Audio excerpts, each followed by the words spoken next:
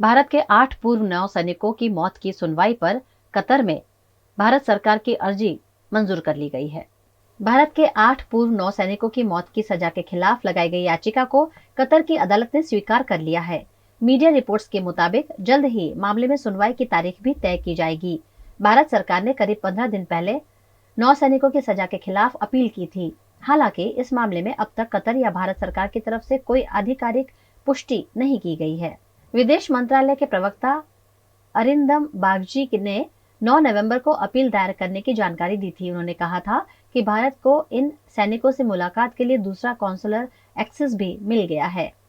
भारत सरकार लगातार कतर के संपर्क में है। ये बेहद संवेदनशील मामला है।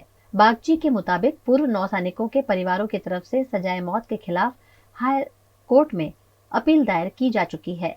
कतर में जिन 8 पूर्व नौसेना अफसरों को मौत की सजा दी गई है, उनके नाम captain Navtej Singh Gill, captain Saurabh Vashisht, captain Virendra Kumar Verma, commander Purnendu Tiwari, commander Sugunakar Pakala, commander Sanjeev Gupta, commander Amit Nagpal और सेलर रागेश हैं।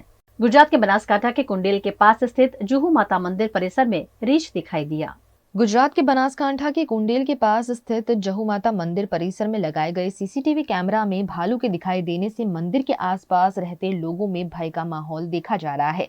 मंदिर के आसपास भालू चहलकदमी करते हुए कैमरे में कैद हो गया। इस इलाके में पहले भी भालू दिखाई दे चुके हैं। काफी समय बाद भालू के फिर से दिखाई देने से यहाँ रहने वाले लोगों ने रात के समय बाहर निकलना बंद कर दिया है। गुजरात के वडोदरा में तालाबों के ब्यूटिफिकेशन के नाम पर करोड़ों रुपए की फिजूल खर्ची हमेशा ही कॉरपोरेशन को सवालों के घेरे में खड़ा करती है। वडोदरा के उत्तर जोन में छाणी के 99 एकड़ में फैले तालाब के ब्यूटिफिकेशन के पीछे वडोदरा महानगर पालिका द्वारा 14 करोड़ रुपयों का खर्च किया गया है, लेकिन अब तक तालाब में पानी का अता पता ही नहीं है। इतना ही नहीं, शहर के सबसे बड़े इस तालाब को पिकनिक स्पॉट के रूप में विकसित करने का सपना सिर्फ कागज पर ही रह गया है। वडोदरा के अलग अलग इलाकों में तालाब के ब्यूटिफिकेशन का प्रोजेक्ट पालिका द्वारा चरणबद्ध रूप से किया गया था, जिसमें सुरसागर की तर्ज पर छाणी के तालाब को भी पिकनिक स्पॉट के रूप में विकसित करने को कॉरपोरेशन द्वारा प्राधान्य दिया गया था। यहां जॉय ट्रेन समेत की मनोरंजक व्यवस्था करने का प्रयास स्थायी समिति के तत्कालीन अध्यक्ष सतीश पटेल द्वारा की गई थी, लेकिन छाणी तालाब के ब्यूटिफिकेशन की कार्यवाही में दीवार में रिसाव से तंत्र की कार्यवाही की पोल खुल गई थी। पिछले 4 सालों से वडोदरा के सबसे बड़े तालाब का कायाकल्प करने का सपना अधूरा पड़ा है। 99 एकड़ में फैला यह तालाब फिलहाल बिल्कुल खाली है और तालाब के बजाय किसी सूखे मैदान जैसा ज्यादा दिख रहा है। इस मामले को कांग्रेस के नगर सेवक हरीश पटेल ने इस सप्ताह कॉरपोरेशन की सामान्य सभा में भी उठाया था। कांग्रेस के नगर सेवक हरीश पटेल ने इस तालाब के लंबित ब्यूटिफिकेशन पर कॉरपोरेशन को जिम्मेदार कराया है। डेवलपमेंट में थोड़ा बाकी है अभी, और उनके साथ साथ इतना बड़ा तालाब में पानी नहीं है, पानी सूख गया है। बार बार इसके खोद काम करने से पानी रहता नहीं है। इसके लिए अभी हमने 2 दिन पहले सामान्य सभा में रजूआत की है कि यहाँ पे नजदीक में नर्मदा कैनल है, नर्मदा कैनल का पानी भरना चाहिए, या तो फिर कोई बड़ा बोरवेल करना चाहिए, जैसे ये तालाब में पानी रहे। बिना पानी का तालाब का कोई मतलब है नहीं। यहाँ पे हजारों लोग सुबह शाम चलने के लिए आते, तालाब में पानी रहेगा, ब्यूटिफिकेशन अच्छा रहेगा, तो पूरे बड़ौदा में सबसे ज्यादा लोग यहाँ पे आएंगे और पिकनिक का स्तर बढ़ जाएगा। और पिकनिक के लिए थोड़ा और भी एक्टिविटी यहाँ पे शुरू करनी चाहिए, ऐसी हमारी सोच है। ज्यादा खर्चा नर्मदा कैनल से पानी लाएगा, 1 दिन में पूरा तालाब भर जाएगा। नर्मदा का पानी इसलिए लाना चाहिए कि उसमें थोड़ा चिकास रहता है, थोड़ा लीन रहता है, तो इसका जो तड़ टूट गया है वो तड़ बनेगा और तालाब में पानी का संग्रह होगा। ये तालाब का जो जब कॉन्ट्रैक्ट हुआ था कि 14 करोड़ में क्या क्या काम करने का, पूरा लिस्ट मैंने देखा है। उनके हिसाब से बहुत सारे अभी काम बाकी है, तो उसके लिए भी हम फॉलोअप करते हैं। तात्कालिक तुरंत जो काम पूरा ना हो, उसके लिए भी हमारी बात हुई। गुजरात के वडोदरा के अतापी वंडरलैंड थीम पार्क हमेशा ही विवादों में रहा है और इस बार कॉरपोरेशन के सील के बावजूद थीम पार्क कार्यरत होने की बात सामने आई है। गुजरात के वडोदरा में आजवा थीम पार्क प्राइवेट लिमिटेड संचालित अतापी वंडरलैंड थीम पार्क को MOU का उल्लंघन करने पर कॉरपोरेशन द्वारा सील कर दिया गया था, लेकिन Tapi Wonderland theme park seal किए जाने के बावजूद कार्यरत होने की बात कॉरपोरेशन की सभा में कांग्रेस के नगर सेवक जहां भरवाड़ और पुष्पा वाघेला ने उठाई थी। अतापी वंडरलैंड थीम पार्क द्वारा हर साल ऑडिट, बैलेंस शीट और इनकम के डेटा पेश नहीं किए गए थे। बैंक गारंटी भी पेश नहीं की गई थी। वहां आने वाले सैलानियों की शिकायत का रजिस्टर कॉर्पोरेशन में पेश नहीं किया गया था। साथ ही इंश्योरेंस की copy, fees statement, fire licence, अलग अलग राइड्स के R&B डिपार्टमेंट का फिटनेस सर्टिफिकेट, इलेक्ट्रिक इंस्पेक्टर का सर्टिफिकेट पेश नहीं किया था। साथ ही साइट लाइसेंस डीड की वार्षिक फीस पर पेनल्टी भी नहीं भरी गई थी। MOU के तहत एडवांस रकम भी जमा नहीं कराई गई है और MOU का भंग करते हुए अवैध निर्माण भी किया गया है, जहां पार्टी प्लॉट बना दिया गया है। अतापी में कॉर्पोरेशन के साथ किए गए MOU के तहत टिकट लेने के बजाय मनमानी फीस वसूलने की जा रही है। इन सारे मुद्दों पर अतापी को 25 अक्टूबर 2023 को नोटिस दी गई थी, लेकिन MOU के बार बार उल्लंघन होने के बावजूद कोई जवाब नहीं दिया गया था, जिसके बाद अतापी वंडरलैंड थीम पार्क को सील कर दिया गया था। लेकिन फिलहाल तापी वंडरलैंड थीम पार्क कार्यरत होने की बात सामने आई है।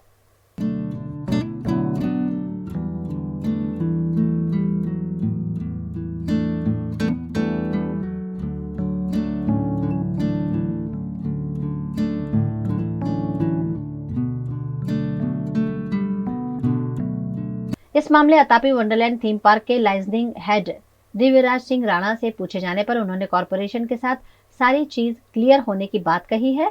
जो दस्तावेज मांगे गए थे वो सारे सबमिट कर दिए होने की भी बात कही गई है। 10 तारीख को रात को ये नोटिस हमको मिला था। दूसरे दिन से छुट्टी थी तो हमने 11 तारीख को ही जो स्टैट्यूटरी कंप्लायंसेस जो थे, जैसे कि फायर हो गया, जैसे R&B का जो राइड का होता है वो हो गया, इलेक्ट्रिक इंस्पेक्टर का हो गया, सभी लोगों के लिए अब हम लोग एक इंश्योरेंसेस लेते हैं, थर्ड पार्टी इंश्योरेंस वगैरह, वो सब हो गया। वो सारे डॉक्यूमेंट्स हमने 11 को सबमिट करवा दिए थे। बट ड्यू टू रीजन के भाई छुट्टियां थी, इसलिए हम 5 दिन वो लोग ऑफिशियली सबमिट नहीं करवा पाए। तो हमने थर्सडे को, जिस दिन कॉर्पोरेशन खुला, उस दिन हमने सारे डॉक्यूमेंट फिर से ये सबमिट करवाए और बाकी के जो मुद्दे थे उनके लिए 10 दिन का टाइम मांगा था। तो सबमिट करवाते ही हमने राइड चालू की थी। बाकी के जो मुद्दे थे वो भी सारे, जैसे बैंक गारंटी हो गया और जो फीस वगैरह का था वो ऑलरेडी पे हो चुका था और सब कुछ अभी कॉर्पोरेशन का कोई भी ड्यू हमारे पास निकलता नहीं है। तो सारे मुद्दे वो भी जो थे बाकी के, वो भी हमने कंप्लायंस कर दिए है और कॉर्पोरेशन के जो भी नीति नियम है पार्क के रिगार्डिंग, वो सारे नीति नियम हम फॉलो कर रहे हैं। सरकार श्री की जो भी गाइडलाइन है वो सारी गाइडलाइन पार्क में फॉलो की जा रही है और उस हिसाब से अभी काम चालू है। जो नोटिस हमारे पास आया है उसमें ऐसा लिखा हुआ था कि जब तक आप ये डॉक्यूमेंट सबमिट नहीं करवाते हो तब तक आप राइड बंद रखिएगा। हमने सबमिट करवा दिए, तब तक हमने राइड बंद रखी थी सारी। जैसे ही वो सबमिट हो गए और हमने राइड चालू कर दी। कोई भी बांधकाम गैर कायदेसर हमारे हिसाब से हुआ नहीं है।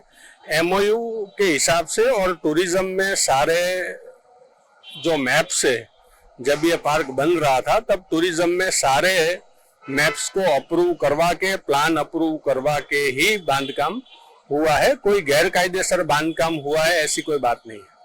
लोकसभा चुनाव 2024 की घड़ियां गिनी जा रही हैं। इसी बीच गुजरात विधानसभा के मुख्य दंडक द्वारा दिए गए बयान ने वडोदरा की सांसद के रिपीट होने की सुगबुगाहट जमा दी है।